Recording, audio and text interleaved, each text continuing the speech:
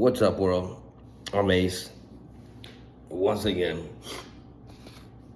the new day, another absolute miracle. Here's today, December 13th, thought of the day and what it's really saying. December 13th, our very lives as ex-problem drinkers depend upon our constant thought of others and how we may help meet their needs. Alcoholics Anonymous, page 20. Thinking of others has never come easily to me. Even when I try to work the AA program, I'm prone to thinking, how do I feel today? Am I happy, joyous, and free? Let me repeat that. I'm prone to thinking, how do I feel today? Am I happy, joyous, free? The program tells me that my thoughts must reach out to those around me. Would that newcomer welcome someone to talk to? That person looks a little unhappy today. Maybe I can cheer him up. It is only when I forget my problems and reach out to contribute something to others that I can begin to attain serenity and God consciousness I seek. First, God consciousness in this context, I want to punch this person in the fucking head. Here we go. Problem number one. It makes self-erasure sound like recovery. This frames recovery as constant outward focus, implying that attention to one's own inner state is dangerous or selfish. Why that's wrong. Healthy recovery requires self-awareness, not self-neglect. Ignoring your own emotional state is how burnout, resentment, relapse, people-pleasing develop. Thinking of others is healthy. Constantly replacing self-awareness with service is not. Number two, it pathologizes normal self-reflection. The passage subtly teaches that checking in with yourself is a character defect. They use the word prone. Why that's wrong. Emotional check-ins are foundational to mental health. Asking how you feel is not selfish. It's regulation. Suppressing self-inquiry creates disassociation, not serenity. Recovery is integration, not distraction. Number three, it promotes conditional serenity. Serenity is framed as something you earn by ignoring yourself. Why that's wrong. Serenity that depends on distraction is fragile. Avoidance doesn't equal peace. Unprocessed problems don't disappear, they go underground. This teaches coping by avoidance, not healing. It quietly enforces moral surveillance. It trains members to constantly scan others as a way to manage themselves. Encourages hypervigilance, blurs boundaries, creates subtle pressure to perform helpfulness. Helping becomes self-regulation, not compassion. Means it's conditional. It ties spirituality to usefulness. Spiritual connection is made conditional on productivity. Why that's wrong. This is works-based spirituality. It implies you are closer to God when useful and farther when struggling. That fosters shame during low periods. Authentic spirituality does not abandon you when you are depleted. 6, what's missing? And that's the tell. The passage never says it's okay to rest. It's okay to feel bad. It's okay to focus inward without guilt. It's okay to receive instead of give. That omission is not accidental. Number 7, what would make it healthy instead? A balanced truth would be the one sentence bottom line. The passage confuses compassion with self-forgetting and teaches avoidance as spirituality, creating helpers who look serene but are quietly disconnected from themselves. Now, I just want to reiterate the fact that this is AA approved material, and it has a copyright date of 1990. So we're only talking like 30 years ago, 35 years ago. They are still fucking with people's minds and saying it's recovery. This is insane. Insane. It goes past ignorance is bliss and I didn't know. It's actively trying to break you down, make you weak, make you dependent on anything but yourself, which is not logical, right? This is an opinion. This is facts. Here's some more facts for you.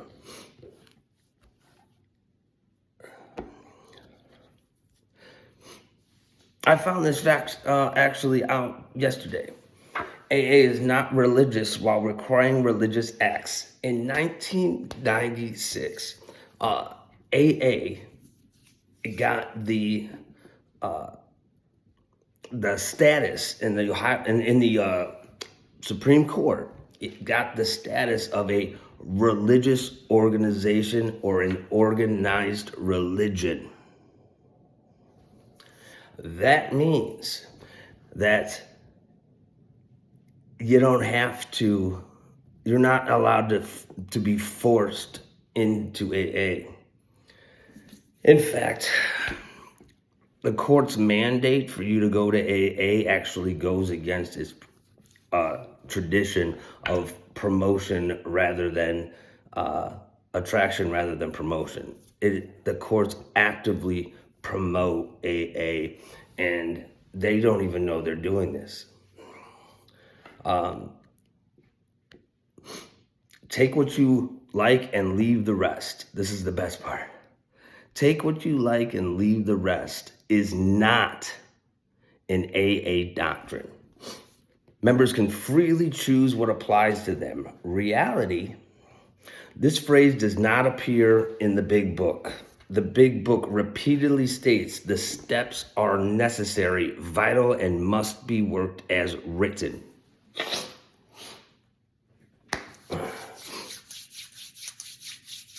Finally, some accountability. The phrase is folklore, not doctrine. It is not part of the program. You're not supposed to take what you want and leave the rest. I think I'm gonna make a whole new video on just that one. Oh, my nose won't stop running. Rarely have we seen a person fail is statistically false. False. Independent studies consistently show low long-term sobriety rates for AA participants because it's lies. It doesn't fucking work. Except they blame you instead of the program itself, saying, you must be broken, so broken that you can't follow simple instructions. Are you calling me a fucking idiot? Is that what you're doing? No accountability, period. Plus, on top of it, AA refuses to collect or publish outcome data. 2 million members, and you can't get some data whether it works or not? Sounds like somebody's trying to hide something. A claim of success is made without evidence, and it refuses measurement.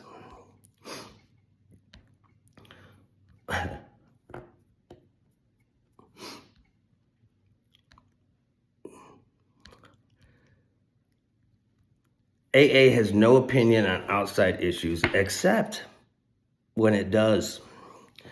Tradition 10, no opinion on outside issues. Reality, AA literature make definitive claims about mental illness, medicine, psychology, human willpower, science of addiction. Fact, AA routinely asserts opinions while claiming neutrality.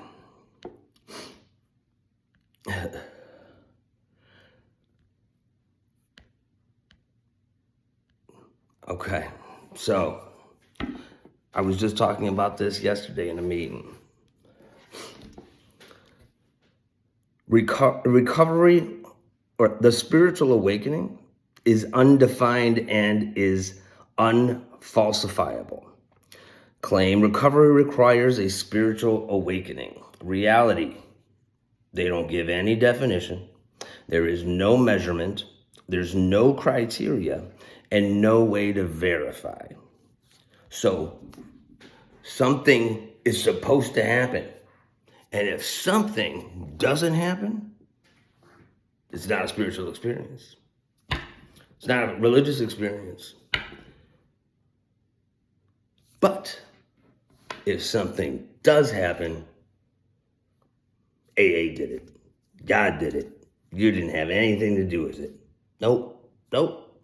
Don't you try and take credit for the program and what it never did and the contradictions and lies that it tells you. Don't take credit for that. No, don't do that. Oh, you went out again? Okay. That's not the program's fault. You didn't work it hard enough. You need to try harder. I mean, you might be one of those people that just can't get it. You were born broken. Maybe that's why. You fucking pieces of shit. You really press that to people. You sick sons of bitches. That's what AA is. AA has no leaders while enforcing hierarchy. Sponsors exert authority. Old-timers dominate meetings, and deviating from interpretations are corrected or shamed. Informal authority replaces formal accountability. Man, I can keep going on. There's so many.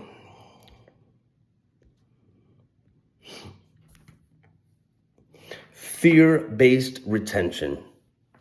Common phrases. If you leave, you'll drink. You'll die out there. Your disease is talking. That's my disease talking. These are coercive retention tactics. Blame inversion. Success equals AA works. Failure equals you didn't do it right. This is a closed belief system immune to falsification. Oh my God.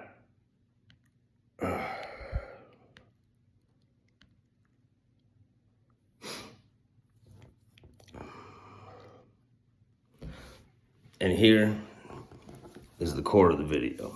Final truth. AA does not merely have flaws. It contains unfalsifiable claims, historical omissions, internal logical contradictions, fear-based compliance, and doctrinal immunity to criticism. These are not accidents. These are structural necessities to preserve belief, authority, and continuity. These are facts. This is not an opinion. This is documented evidence from the AA files themselves that they don't want to tell you about because they lie. Period. That's it. It's a damn shame what the world's coming to for people like me and people like you.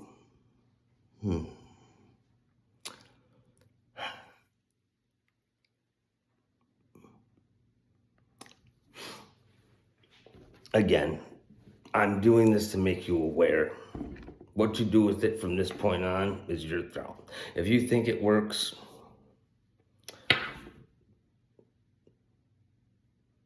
it doesn't, but you'll keep tricking your mind into thinking it does, trying to make them the reason You're the reason. It's as simple as this.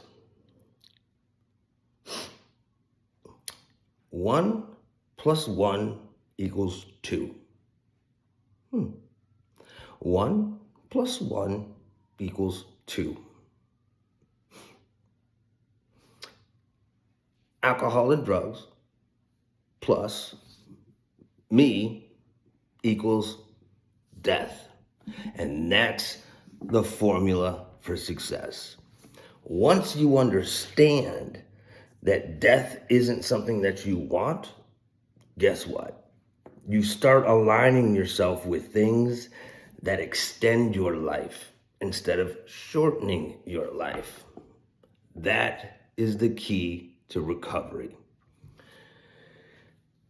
You do not have to be in recovery your whole life.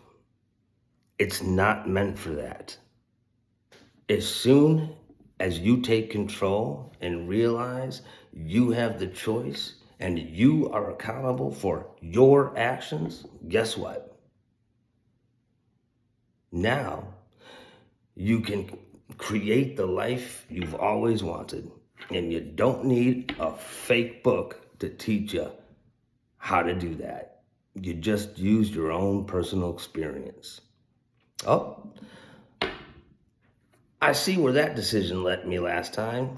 Not gonna do that, right? Because at least I know, as long as I don't do that, I won't end up in that place again. Logic, reasoning, right? Based in truth, which is personal experience. Experience. Last fun fact.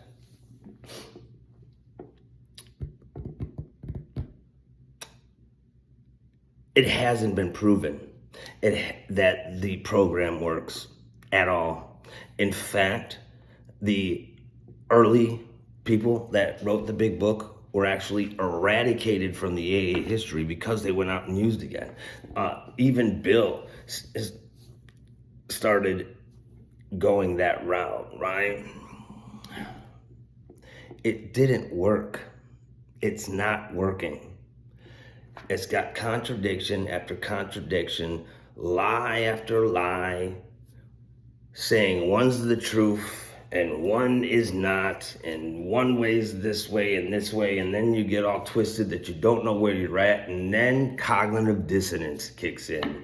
It just says, I'm just gonna believe what it tells me now, and that's it. I'm not gonna use my personal experience. I'm not gonna use what I know to be true. I'm just gonna believe what this little book says. To the tune of about $1.4 billion a year. That little dollar, $1 times 2 million active members, going to 1 to 2 meetings a week. That's a low number, right? 60,000 meetings a day adds up to $1.4 billion. Of course they don't want an autonomy, because if people start getting those facts out there, guess what? Oh, somebody might want a little piece of that money, right? That part. And that little snippet that I told in the beginning about becoming a religious institution, guess what? That awesome Supreme Court